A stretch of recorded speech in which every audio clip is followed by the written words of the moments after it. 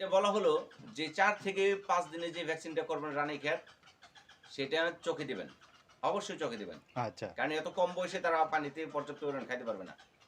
১০ থেকে ১২ দিনের মধ্যে যে গাম্বুরোটা করবেন সেটা আপনারা চাইলে পানিতেও খাওয়াতে পারেন এবং চোখে দিতে পারেন। এখন পানিতেও যদি খাওয়ান তাহলে কিভাবে খাওয়াবেন? অবশ্যই ভ্যাকসিন করার নিয়ম হলো সন্ধ্যার পরে। যেহেতু সন্ধ্যার পরে ভ্যাকসিন করবেন, জি, আপনি সন্ধ্যা কয়টায় করবেন? ৭টায়। যদি ৭টায় করেন অন্তত ৪ ঘন্টা আগে খাবারের পাত্র, পানির পাত্র সরে রাখবেন। আচ্ছা, তারপরে যেয়ে যখন আপনি ভ্যাকসিন করবেন, তখন যে আপনি অবশ্যই এর আগে যদি আরেকটু ভালো হয়, এই ৪ ঘন্টা আগে যদি আপনি পানির পাত্রগুলো তুলে যদি ভালোভাবে পরিষ্কার করে রোদে শুকাতে পারেন। আসসালামু আলাইকুম। প্রিয় খামারি, বাবুল অ্যাগ্রো বিডিতে আপনাদেরকে স্বাগত। আজকে আমরা কোয়েল পাখির ভ্যাকসিনের বিষয়ে কথা বলবো। আমরা আবার চলে আসছি আমাদের সেই অভিজ্ঞ খামারি জনাব আজম ভাইয়ের কাছে। চলুন আমরা আজম ভাইয়ের সঙ্গে কথা বলি। আসসালামু আলাইকুম। জি, ওয়ালাইকুম আসসালাম। আজম ভাই কেমন আছেন? জি, আছি ভালো। কোয়েল পাখিটা আমাদের দেশে মানুষ সাধারণত শীতের সময় পালে, হুম। কিন্তু আমরা যতটুকু আপনার কাছ থেকে জানতে পেরেছি কোয়েল পাখিটা এখন আর শীতের পাখি নাই, এখন সারা বছরই পালন জি, করা জি, যায়। ১২ মাসে এবং পালন করা যায়। এই যে এই বছর যে শীতের গরমের মধ্যে যে পরিমাণ মুরগির যে সমস্যা হয়েছে, হিট স্ট্রোক হয়েছে, কোয়েল পাখির কিন্তু সেই সমস্যাটা দেখা যায় নাই। না, সেই সমস্যাটা মানে একদম নাই বললেই চলে আরকি। আচ্ছা, আজকে আমরা কোয়েল পাখির ভ্যাকসিন সম্পর্কে জানবো। একটা কোয়েল পাখি যদি কোনো খামারি জিরো থেকে শুরু করে প্যারেন্টস করতে যায়, মানে ডিমের জন্য পালতে যায়, তাহলে কতদিন পর পর কি কি ভ্যাকসিন দিতে হবে এটা সেই বাবু ভাই, বিষয়টা যদি একটু ক্লিয়ার করেন। আপনার যদি সে প্যারেন্টস করতে চায় তাহলে ভ্যাকসিনের কি শিডিউল? জি, প্যারেন্টস মূলত আমাদের কুইল পাখি যেগুলো হয় এগুলো প্যারেন্টসের জন্যই, মাংসের জন্য খুবই সীমিত পরিমাণে করে। মাংসের জন্য খুবই সীমিত পরিমাণে করে। মাংসের জন্য করলেও ভ্যাকসিন করতে হবে। আচ্ছা, ভ্যাকসিন বাধ্যবাধকতা। ভ্যাকসিনের কোনো বিকল্প নাই। কেউ যদি বলে যে আমি মাংসের জন্য বিক্রি করব ৩০ দিনের, ৩০ দিন ৪০ দিন পর্যন্ত পালন করে আমি বিক্রি করে ফেলবো মাংসের জন্য, জি, সেখানেও ভ্যাকসিন করতে হবে। আর যদি কেউ ডিম পাড়াতে চায় সেখানেও ভ্যাকসিন করতে হবে। কুইল পাখি এবং মুরগি কোনোটাই ভ্যাকসিনের বাইরে কোনো ডিসিশন চলবে না। কুইল আচ্ছা, পাখির যারা ভ্যাকসিন করবে জি, তারা ভ্যাকসিন করবে ৪ থেকে ৫ দিনে করবে রানীক্ষেত। প্রথম ভ্যাকসিনটা। জি। আর ১০ থেকে ১১ দিনে করবে গাম্বুরো। ২১ থেকে ২২ দিন মানে ২০ থেকে ২২ দিন এর মধ্যে আরেকটা রানীক্ষেত করবে। আচ্ছা, এটা হলো যখন আমরা মাংসের জন্য করব। এটা যখন মাংসের জন্য করা হবে এই জি, শিডিউলটা অবশ্যই মেনটেন করতে হবে। জি, এরপরে যদি কেউ ডিম পাড়াতে চায় সে তখন থেকে ঠিক ৪৫ দিন পর পর শুধুমাত্র রানীক্ষেতের ভ্যাকসিন করবে। এখন রানীক্ষেতের মধ্যে দুটো কোয়ালিটি পাওয়া যায়। একটা হলো রানীক্ষেত, শুধুমাত্র রানীক্ষেত। আর একটা হলো রানীক্ষেত ব্রঙ্কাইটিস মানে Ranikhet plus bronchitis. Plus bronchitis. জি, এই দুটো এক এক সময় এক একবার করবে। দুটোই কিন্তু রানীক্ষেতের ভ্যাকসিন। জি, জি, খামারি খামারি ভাই ও বোনেরা একটু মনে রাখবেন, ৪৫ দিন পর পর যে ভ্যাকসিনটা করবেন সেটি কিন্তু অবশ্যই রানীক্ষেত। রানীক্ষেতের মধ্যে একটা আছে রানীক্ষেত প্লাস ব্রঙ্কাইটিস। এটি ৪৫ দিন পর পর যে একসময় রানীক্ষেত করবেন, একসময় রানীক্ষেত ব্রঙ্কাইটিস করবেন। এটি হলো এই ভ্যাকসিনের নিয়ম। আর সবথেকে বড় কথা হলো, এইভাবে আমি ভ্যাকসিনের কথা বললাম, অনেকেই বলে যে ভ্যাকসিন করার এই নিয়ম। কিন্তু আরও যে কিছু সেনসিটিভ নিয়ম আছে এটা অনেকেই বলেই না। জি, বাবুল ভাই, জি ভাই বলেন। আপনার খামারিরা ভ্যাকসিন করবে, আমি বলে দিলাম খামারিরা এইভাবে ভ্যাকসিন করবে, কিন্তু মূল যে কিছু বিষয় থাকে এই বিষয়গুলো কিন্তু অনেকে জানেই না। জি, ভ্যাকসিন প্রথমত কথা হলো, ভ্যাকসিন যখন আপনি পশু হাসপাতাল থেকে আনুক আর দোকান থেকে কিনে আনুক, অবশ্যই সেটা ফ্লাক্সে বরফ দিয়ে আনতে হবে, এনে সাথে সাথে ফ্রিজে রাখতে হবে। খুবই কিন্তু সেন্সিটিভ বিষয়, খুবই সেন্সিটিভ বিষয়। প্রথম কথা হলো ভ্যাকসিন ক্যারি করবে কিভাবে?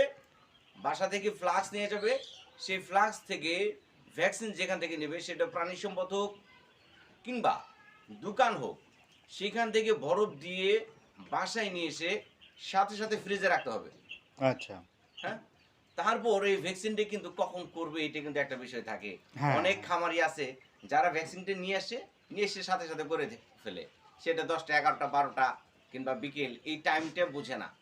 টাইমটা হলো অবশ্যই আপনাকে সন্ধ্যার পরে করতে হবে। এই সন্ধ্যার পরেটা কেন?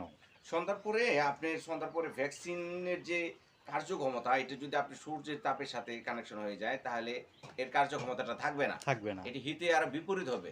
অতএব এটা অবশ্যই ঠান্ডা পরিবেশে ভ্যাকসিনটা যেহেতু রাখতে হয়, জি। তাহলে আপনি গরমের মধ্যে কিভাবে ভ্যাকসিনটাকে প্রয়োগ করবেন মুরগি কিংবা কোয়েল পাখির ক্ষেত্রে।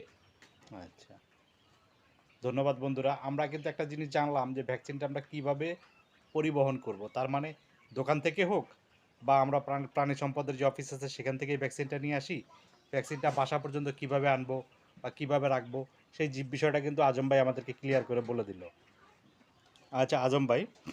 আরেকটা বিষয়ে কথা বলি, সেটা হলো যে একটা হলো বিসিআরডিবি আর একটা হলো আরডিবি। হুম। আমরা যতটুকু জানি যে মুরগির ক্ষেত্রে যখন আমরা মুরগি প্যারেন্টস করি সেক্ষেত্রে আমরা আরডিবি ভ্যাকসিনটা রানে পুশ করি। জি। কোয়েল পাখির ক্ষেত্রে সেটা কি করতে হবে? আরডিবি ভ্যাকসিনের মধ্যেও দুটো কোয়ালিটি আছে, কিন্তু আরডিবি ভ্যাকসিনটা আমরা মুরগির ক্ষেত্রে পোস্ট করি, আবার এই আরডিবি কিন্তু আমরা পানির সাথে খাওয়াতে পারি। হ্যাঁ, আচ্ছা কিন্তু যেটা আমরা পোস্ট করি এটাও আরডিবি, কিন্তু এটা এই আরডিবি আপনি প্রাণী সম্পদে গেলে কেবলমাত্র পাবেন। এই আরডিবি ভ্যাকসিন যদি আপনি কোনো দোকানে যায় চান, তাহলে কিন্তু আরডিবি শব্দ আপনি ব্যবহার করলে সেখানে কিন্তু পাবেন না। আচ্ছা, আরডিবিটা শুধুমাত্র সরকারি, সরকারি। বুঝতে পারছেন? জি জি। অতএব ওই প্রসঙ্গ না বলাটাই উত্তম। আপনি কি আরটিবি ওই জায়গায় প্রয়োগ করতে পারবেন, এটা হলো প্রাণী সম্পদে। এই প্রাণী ও সম্পদের ওই ভ্যাকসিন অবশ্যই এই সেম ভ্যাকসিন আপনি দোকানেও পাবেন, কিন্তু দোকানে আরটিবি ভিসিআরটিবি নামক কোনো ভ্যাকসিন পাবেন না। আচ্ছা, আমরা এই মুরগির ক্ষেত্রে দেখছি যে মুরগির বাচ্চাকে ধরে এক ফোঁটা করে চোখে দিতে হয়। কোয়েল পাখির ক্ষেত্রেও কি চোখে দিতে হবে, না আমি পানির সাথে গুলে দিলেই হবে? খুব ভালো একটা প্রশ্ন করছেন আপনি এখানে। আমি শুরুতেই বিষয়টা একটু মিষ্টি করেছি।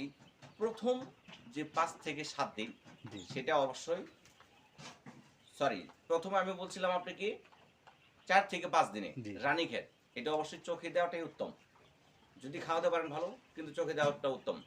এরপরে থেকে যদি আপনি বলেন যে আমি চোখে দিব, চোখে দিতে পারবেন। যেটা ১০ থেকে ১২ দিন বয়সে দিতে হবে গাম্বুরো। হুম, এই গাম্বুরোটা আপনি, যেটা আপনি বললেন আরডিবি ভ্যাকসিন, আরডিবি, জি। এই এখন আরডিবি ভ্যাকসিনটি কিন্তু আপনি প্রাণী সম্পদ থেকে পাবেন ১০০ ডোজ, যেটা আপনার কোনো কাজে আসবে না। হ্যাঁ, অনেক খামারি আছে যারা শখ করে 50 পিস 100 পিস পালন করে, তারা এটা নিয়ে আসতে পারে।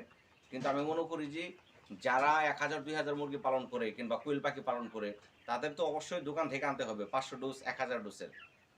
সেখানে যে আরডিবি কিংবা ভিসিআরডিবি বললে কোনো কাজে আসবে না, তারা ভ্যাকসিন পাবে না, ভ্যাকসিন দিতে পারবে না ভিসিআরডিবি এবং আরডিবি, কেননা সেটা হলো সরকারি।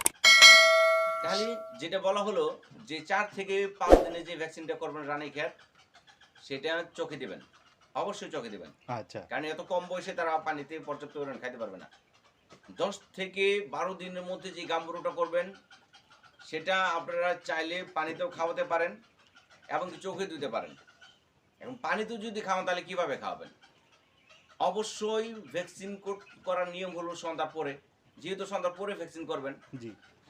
আপনি সন্ধ্যা কয়টায় করবেন? ৭টায়। যদি ৭টায় করেন, অন্তত ৪ ঘন্টা আগে খাবারের পাত্র, পানির পাত্র সরে রাখবেন। আচ্ছা তারপরে যেয়ে যখন আপনি ভ্যাকসিন করবেন, তখন যে আপনি অবশ্যই এর আগে যদি আর একটু ভালো হয়, এই ৪ ঘন্টা আগে যদি আপনি পানির পাত্রগুলো তুলে যদি ভালোভাবে পরিষ্কার করে রোদে শুকাতে পারেন, সেই ক্ষেত্রে আপনার জন্য আরও বেস্ট একটা ভ্যাকসিন হয়ে যাবে।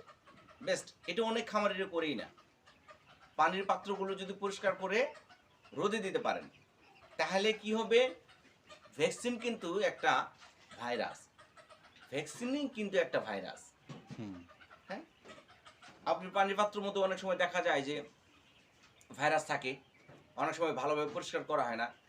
সেই এক ভাইরাস আরেক ভাইরাসকে মানে ক্ষতিগ্রস্ত চার করতে পারে। তার একটা কার্যক্ষমতায় বাধা দিবে। হ্যাঁ, হ্যাঁ, তার কার্যক্রমে বাধাগ্রস্ত করবে। অতএব যদি সম্ভব হয় তাহলে পরিষ্কার করে রোদে দিয়ে ৪ ঘন্টা পরে সেটা সন্ধ্যার সময় যেন আমরা ভ্যাকসিনটা প্রয়োগ করি। অবশ্যই প্রত্যেকটা ভ্যাকসিন সন্ধ্যার পরে যা করতে হবে। ধন্যবাদ জি, আজম ভাই, আজকে আপনার কাছ থেকে অনেক কিছু শুনলাম। অবশ্যই খামারি ভাইদের উপকার হবে। ধন্যবাদ আজম ভাই। জি, আসসালামু আলাইকুম। প্রিয় খামারি, প্রত্যেকটা ডিসিশন নেওয়ার আগে যদি সম্ভব হয় প্রাণী সম্পদের যে কর্মকর্তারা আছে বা ডাক্তাররা আছে, ভেটেরিনারি ডাক্তাররা আছে, অবশ্যই তাদের পরামর্শ নেবেন, সবচেয়ে ভালো হবে সেটাই। আর আমাদের কাছ থেকে তো আপনারা বিভিন্ন পরামর্শ পাচ্ছেন, হয়তো আপনাদের কোনো উপকারে আসবে ইনশাল্লাহ। আর আমার এই ভিডিওটা যদি ভালো লাগে অবশ্যই চ্যানেলটি সাবস্ক্রাইব করবেন। আপনার একটি সাবস্ক্রাইব, কমেন্ট বা লাইক আমাদের অনুপ্রেরণা দিবে আরও সামনে এগিয়ে যাওয়ার, আপনাদের জন্য নতুন নতুন ভিডিও নিয়ে আসার জন্য। ধন্যবাদ।